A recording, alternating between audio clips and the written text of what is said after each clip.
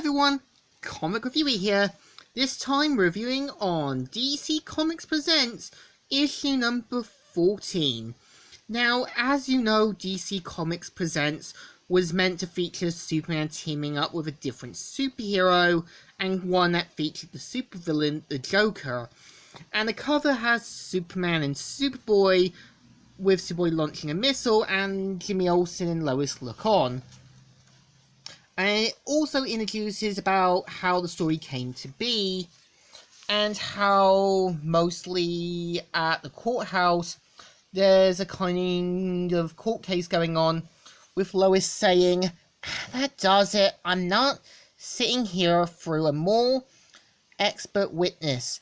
This could go on for hours, boring hours." And so Lois decides to get some lunch. And after basically Clark thinks, I was just lucky, I guess, and says that he'll come with her. But suddenly Superboy flies into the courthouse, and everyone knows that Superman started off as Superboy in Metropolis. And of course they wonder how this could be. Superman gets punched through, and manages to quickly change into Superman, and make it look like Clark was buried in rubble. So of course Superman does wonder what's going on, and why Superboy is acting the way he is.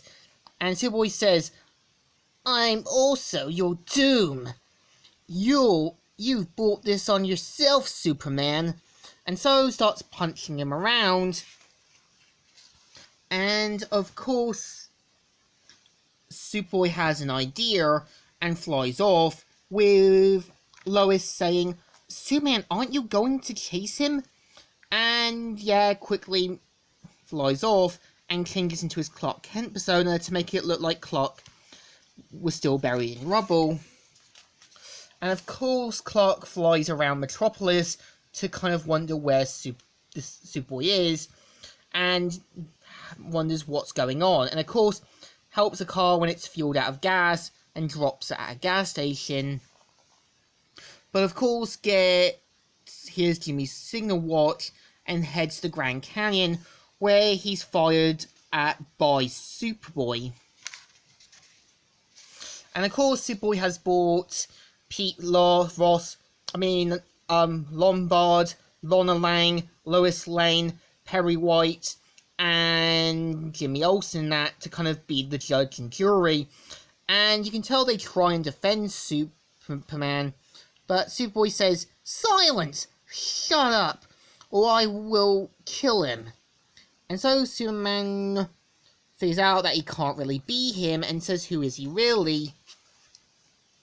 And he points out how, originally he managed to find one of Lex Luthor's old labs, and that uses the device to kind of bring Superboy back into the past, and transfer his mind in that, but have it that Superboy is now back in the past in that.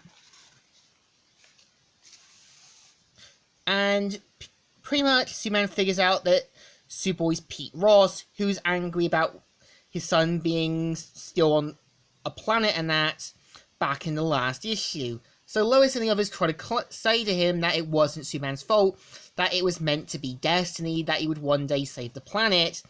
But of course Superboy doesn't want to hear anything of this, or Pete Ross. And of course back in Smallville, where basically Superboy is now stuck in the future, and kind of basically manages to get himself out carefully, and sees that everywhere in Smallville has changed, so quickly finds his old secret tunnel in the Kent's house, and sees that all his stuff, the Phantom projector and everything, is now gone, but has one trick up his sleeve. So of course Pete Ross fires the missile, aims it at Superman, but Superman manages to successfully free himself, and of course flies up in space to create kryptonite meteors to aim at Superman. But just then Krypto shows up and knows that this isn't Superboy, but Pete Ross, and ends up falling to the ground. And of course they manage to help Superman up, and even Pete Ross breaks down and cries with Superman saying don't even try anything, even though he could have said, I'm sorry that I wasn't able to save your son. And afterwards, Superboy in Pete Ross's body meets Superman, and of course returns him from 1979 back to the past, and pretty much is back in his current timeline, where he planned to give Krypto a juicy T-bone, even though he hadn't been born yet. And yeah, this was the story. So, issue 14 is kind of alright. I feel, yeah, making Pete Ross the villain does kind of feel a bit enforced, and you could have had Superman kind of, say, look, it wasn't my fault, I'm sorry that I couldn't be able to save your son. And I think that, yeah, it does feel enforced, but it's still an alright issue. So it definitely deserves a thumbs up. Still good, and still alright. So, Comic Reviewer here, signing out.